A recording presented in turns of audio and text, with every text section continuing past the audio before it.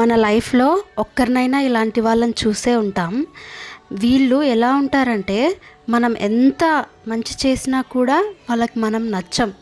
మనం మన గురించి అందరితో చెడుగానే చెప్తుంటారు. కానీ ఇలాంటి వాళ్ళు మనం బాగుపడుతుంటే అస్సలు చూసి ఓర్వలేం. వాళ్ళ గురించి ఆలోచించాల్సిన అవసరం లేదు కదండి. సో దేవుడే చూసుకుంటాడు. ఇక్కడైతే నేను కేక్ చేస్తున్నా అండి. చాలా డేస్ అవుతుంది కేక్ తిని. సో బెల్లంతో అయితే చేశాను. మా పాప కూడా తింటుంది కదా, తనకి షుగర్ అది ఇవ్వను. సో అందుకనే తను కూడా తింటుంది కదా అని చేస్తున్నా. ఇక్కడైతే 1 కప్ దాకా నేను గోధుమ పిండి తీసుకున్నాను. సో మైదా పిండి కూడా చేసుకోవచ్చు, మీ ఇష్టం అది.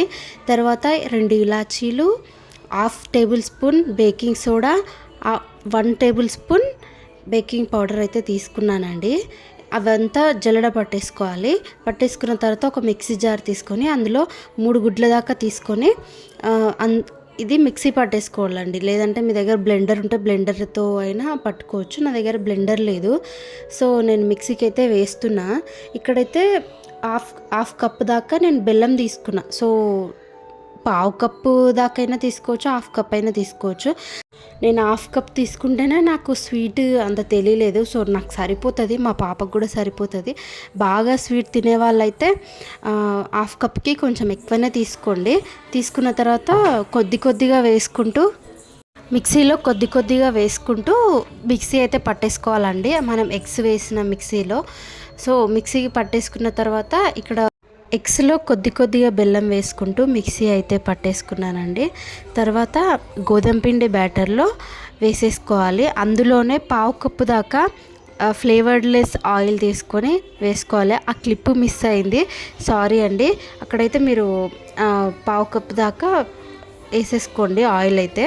సో సరిపోతుంది. ఇక్కడైతే నేను ఒక బౌల్ తీసుకున్న, కింద మందంగా ఉండేది తీసుకోవాలండి.